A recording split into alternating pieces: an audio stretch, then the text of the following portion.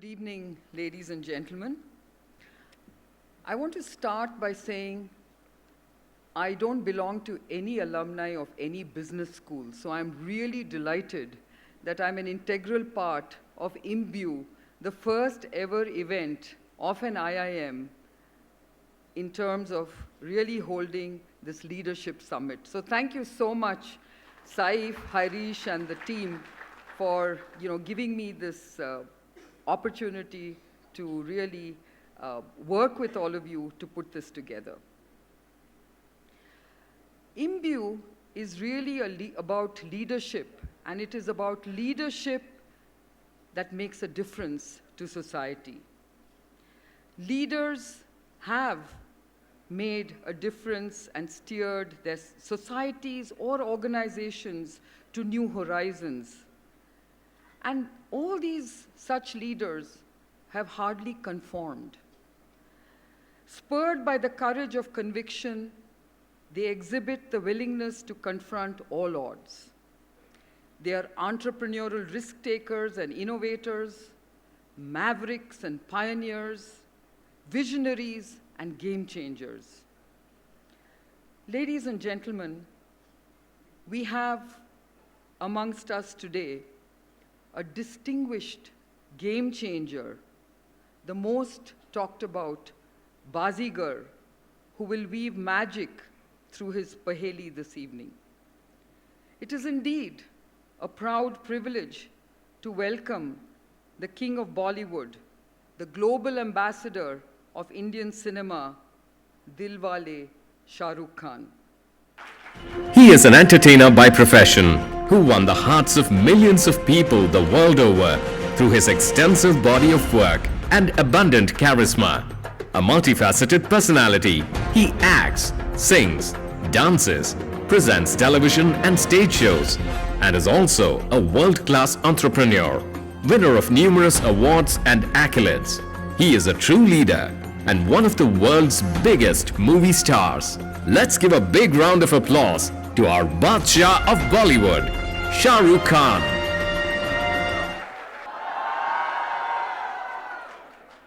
So you can see that we have here with us the one and only Shah Rukh Khan. Shah Rukh, of course, has found a place in billions of hearts, not only with his work in cinema, but he has also made an indelible mark with his entrepreneurial genius, marketing innovation, and his dil se communication, which connects him with people across all strata.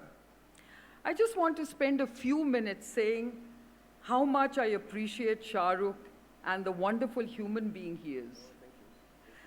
I first met Shah Rukh in 2005 when we both received our Padma Awards from the late Abdul Kalam ji. And a year later, I reached out to Shah Rukh and I said, Shah Rukh, do you think you could launch a home-researched cancer drug for me? And I thought he was going to politely decline. But to my utter delight and surprise, he spontaneously agreed. And he actually shared with me the experience he had as a cancer caregiver in terms of his own parents. And he came across as someone who was very compassionate, very caring, and that's when I got to know what Shah Rukh was all about. A wonderful, caring human being. On behalf of IIMB and the alumni, I would like to express our deep gratitude to Shah Rukh for accepting to inaugurate this pioneering event tonight. And I must say, in his true style, when we reached out to him, he very spontaneously agreed to be here with us. So thank you, Shah Rukh. Thank you so much. As you know, IMBU has brought together personalities, philanthropists, business leaders, and policymakers. And through IMBU, we seek to inspire and be inspired, to motivate and to be motivated, to imbue and to be imbued with the spirit of action that can spark and accelerate meaningful change. It's all about engaging, being energized, and enhancing. So I just want to welcome Shah Rukh once again. Thank you so much. And ladies and gentlemen, please join me in giving Shah Rukh a resounding round of applause. And now, may I ask Shah Rukh to please inaugurate Imbue 2015. Where is it?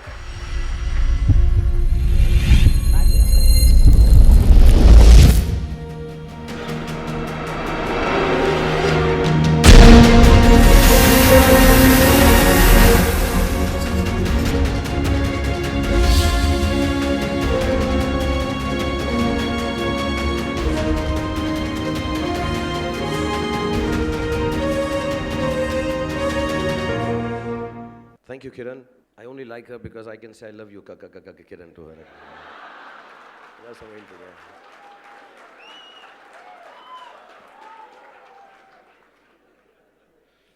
She's the only one. I don't know any other Kiran. So thank you. Tu hai meri Kiran. I can do the whole song for her. But first of all, I see some friends here. Good evening, Shashi Saab, Vijay Saab, Kabir ji is here, Kaushik sir is here, everyone. Thank you very much for having me over. Thank you, Seth, for putting all this together. And I've heard, of course, the alumni is here, and the faculty is here, some students are here, and all the distinguished guests. Thank you for having me over. So I was extremely pleased with myself when Kiran told me that I have to come and give the keynote lecture for this alumni conclave, until I saw the alumni list. And my mind suddenly froze up, like the icebergs that I've been shooting in Iceland for my next film. Because I was thinking, what will I say to these wonderfully wise people? For a second, I even contemplated sending a stunt double. But then I read a joke about the wisdom of all of you amazing achievers from IIM. The joke made it clear to me that all of you are extremely wise, but your wisdom is of a different kind from us lesser mortals.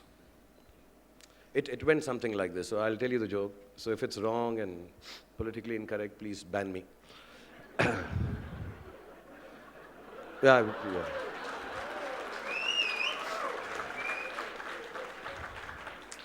So it was about a kid who claimed he was too good for the standard first or class 1 that he was in and should be promoted to the 4th standard. Seems all IIM guys feel like that about themselves. So he was marched to the principal's office, and for gender equality reasons, even in jokes, the principal happened to be a lady. So she thought the kid should be given a fair chance, as ladies are always fair, and said she would ask him a few questions. And if he answers them right, he will be promoted to the 4th standard, as he wished. Her first question to him was, what does a cow have 4 of, and I have only 2 of? And the boy, after a moment, said, legs. What's in your pants that you have, but I do not have? The boy said, pockets. What does a lady do sitting down? A man does standing up, a dog does with his one leg raised, she asked. The boy said, shake hands. The final one was what starts with F and ends with K, obviously, and is a 4-letter word, and if you don't get it, you have to use your hand. And the boy confidently said, a fork. So the principal looks at the teacher and tells him, don't send him to the 4th standard. Send him to the IIM. He'll be a perfect fit there.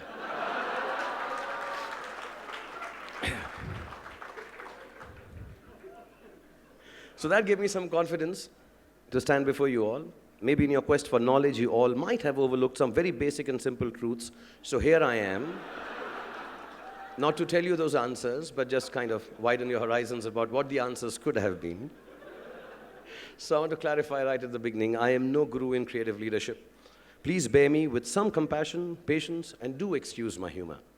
Kiran, you especially. I mean, I don't want you to be embarrassed that you called me here, okay? Okay, so here goes. The essence of creativity is the ability to channelize imagination into expression and build from it something new and possibly ingenious. Whether it is an art form or a scientific invention or discovering a new way of doing the same old thing. It begins in the mind. A mind that does not function within the framework of boundaries, but constantly searches beyond those boundaries, is a mind that is able to create anew. The cornerstone of leadership, I believe, is nothing more than cultivating the discipline and courage to nurture and sustain such a mind while constantly calling the bluff of the illusory limits imposed by life. See, I am 50. I don't look it, but I am. An age where you most likely are making retirement plans, not romantic plans. But here I am, still coochie-cooing with girls my children's age. And they don't look up to me at all. One of the reasons is they're all taller than me, so they don't look up to me. But they kind of think of me as equal and their age. And that's because, having been put in the position of someone who's a romantic hero, so to say, I've cultivated a belief that I can love them back as beautifully as any man can, age notwithstanding. With respect, dignity, and also to put my own experiences of life, which younger guys don't have, of course. Though I must admit, girls have a bit of a father fixation, and that comes in handy with my endeavors. Leaders are able to assimilate experience in order to reframe the world around themselves on their own terms. They use the very structure of life to dismantle it. They're not afraid to question, to imagine, to dream, and, most importantly, to believe. They're also not afraid to act, even if their actions might not result in success. There is an old song I always turn to when I'm faced with adversity. Being a public figure, most of my actions and intentions are questioned, reviewed, and sometimes loved, and sometimes even distorted. Ranging from praising my sexiness to questioning my sexuality, I get it all. But whenever I feel thwarted, I think of this song. The song is a very old one, so maybe most of you won't know. Or maybe if the alumni is really, really old, then you would all know. It's a song called Hum To Mohabbat Karega. I've only changed the words, so I'll sing it for you as badly as I can. हम तो act करेगा दुनिया से नहीं डरेगा चाहे ये ज़माना कहे हमको दीवाना कहे हम तो एक्ट करेगा. So please do act, take the action. Nothing is more important than that. Many books have been written on leadership skills, on methods and models for it. But in my view, it really isn't all that complicated at all. To be able to dream unencumbered, to imagine and hang on to a boundless mind filled with ideas, so that you never stop renewing yourself and the world around you, whether it is your inner world, your consciousness, or your outer world, that encompasses your profession and your relationships, is essential to leadership. But dreaming is not enough. It's also important to be able to dismantle the old, the frameworks that are laid out before you, the ideas that you yourself cling to, the ones that hold you back and prevent you from growing. It is by disassembling your fears of failing, of losing, not just things, but people, and even positions, and jobs, and most of all, change, that you can be truly creative, not just in the things you choose to do, but in the way you view your part in the world you inhabit. I meet many successful people in the world of business, and I often find that while their ideas are very, very clear, the way they speak of them is oddly dispassionate. The madness and passion are missing. I get the sad impression that business often becomes numerical, about millions and targets, or it ends up being so goal-driven that there is a stark loss of inspiration from it. I think the emphasis on organizational goals and efficiency has clouded the poetry of creating. Perhaps because of the artistic basis of the work I do, it is difficult for me to relate to this darkness. I feel it lacks life. I may be completely wrong. Creation cannot be a managerial concept or a notion. No matter how good the idea is, it has to be an imaginarial conception. You have to imagine things. To lead means to inspire, to imagine, and you cannot inspire people mechanically or through numericals. Yeah, okay, with all due respect, unless they are stockbrokers or bankers. Inspiration is an emotional construct. To make people believe in anything, whether it is a product, a story, an idea, or you yourself, you need to connect their ability to imagine and dream with your own. You cannot create within a box with unbending walls. It is an open process, one that is welcoming and even wild at times. To abandon that inclusive wildness for a narrow defined goal is illusory. I have never set one, goals that is. I have never set out to earn a particular amount, to count the crores at the box office, or to compare my worth with anyone else's. In fact, I would go as far as saying that quantifiable goals are indeed illusions. The only reality actually is hard work. Diligence is imperative to both creativity and leadership. Making the mistake of thinking that your dreams will take flight without you having to flap madly at those wings to get up into the sky is plain silly. In my experience, it's great to delegate, but there's no shortcut to working hard. To know and to understand what you're doing, to be open to learning about it and from it, every single moment requires diligence. It requires work. If you want to excel at something, there shouldn't be a single person around you who can claim to be more familiar with its mechanics than you are. It's non-negotiable to strive and to be familiar with your own trade, with your own work. Life remains ordinary if you are unable to sustain the capacity to work hard on your dreams. If you aren't determined to get there, you won't. And this is a paradoxical thing, because I've heard many people say that you need to know where you're going to be determined about reaching there. But it hasn't been the case with me. I never knew my destination. I can't even claim to know it today. Now that I'm on the cover of Forbes India, is that where I wanted to be as a businessman? My IPL team has won the championship and is profitable. Is that the dream I had for a sporting franchise venture? I have a film running in a cinema hall for the last 20 years. Should that be the attempt in terms of achievement for my next film? No, I don't think so. I believe goals actually limit our ambitions and desire.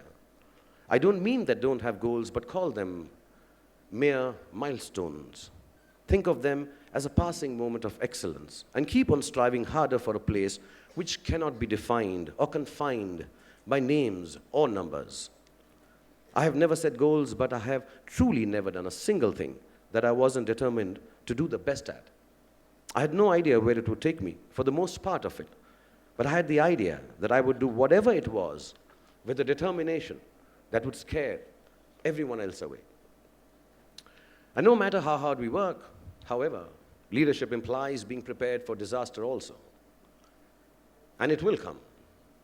If it doesn't hit you like a tsunami washing away your houses and homes, like unfortunately it happened in Chennai, it'll show up some other way, as failure maybe. Or then, by taking away something or someone you loved and believed in. So what are you going to do about it? You can cry and wallow. I do that often, and I'm not ashamed to admit it. Though I do it in a special corner reserved for tears in my huge golden bathroom. Yeah, somewhere between the jacuzzi and the steam room. I sit on the floor and shed huge tears of self-pity, persecution, and how the world doesn't understand my genius and effort. But I take a hot and cold shower, that helps, and walk out wearing my limited edition cologne, ready to embrace disaster. So a bit of wallowing and crying is okay. But the thing to understand is that if you learn how to welcome disaster, you will and you can overcome it. So what if everything gets turned on its head? Change your perspective. Do a handstand. Don't sit there staring at the ruins. Start getting bits of you together and rebuilding yourself. That's what leadership is about, after all. Besides, a perfect life, according to me, is a farce. God isn't making utopian ad films and screening them on the clouds to sell its USP to you. There is no perfect life. It's a man-made idea, and we are buying into it all the time. Actually, there is nothing more beautiful than the imperfections of life. Creativity is about taking the imperfection and translating it into something beauteous. In my trade, life serves as a fertile ground for innovation and ideas. We use its imperfections every moment. In fact, there is really nothing that allows us to create better or to live better than trouble. So why not embrace it? And embrace it. Embrace ourselves too while we're embracing it. And while we are embracing, let's embrace destiny too. And while we're embracing, in my case, I will embrace Kajol, Madhuri, and Alia also. Which unfortunately doesn't come in your perks packages, guys. Whichever company you join or create. So, haha. Because actually, destiny isn't what it's rolled out to be either. Accidents happen. I'm a living proof of an accident, movie star / entrepreneur / speaker at an IIM gathering. I wanted to be a sportsman. Represent India hopefully as a hockey or a cricket player or an athlete. Suddenly I hurt my back, didn't have the resources to get the best treatment in the world. Joined a theater group to fill in time and overcome my sadness of not being able to play at a professional level. Father died suddenly, and we were evicted from a rented house. Mother went looking for a smaller place, and the property dealer's father-in-law was making a series called Fauji. My mother sent me to him, and he cast me as Abhimanyu Rai in the serial. Things went ballistic from there, yeah. Things just completely went haywire from there. I got film offers, and one thing led to another, and I became a movie star. And I just want to tell you, by the way, we never took the house from the dealer. So I want to thank him. His name is Dhawan. We used to call him Dhawan Uncle. So Mr. Dhawan, who actually got me on the road to stardom. And and my mother didn't live long enough to see my work either. I realize now that hurting my back wasn't an accident. Being here, speaking to you all, is the larger, happier accident. So destiny plays a part, for sure, and no one can teach us either how to find it or how to chase it. Just like disaster, it will come your way.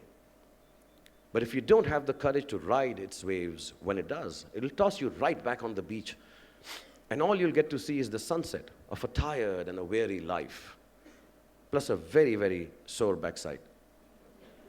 So I would advise keeping your eyes open for life's magic and not turning away from its citing practicality and good reason. There isn't one. Be brave enough to face your destiny, to sacrifice for it, and compromise for it if you have to. It will always be worth it. To imagine that you know better than life is the silliest and possibly the most costly mistake one can ever make.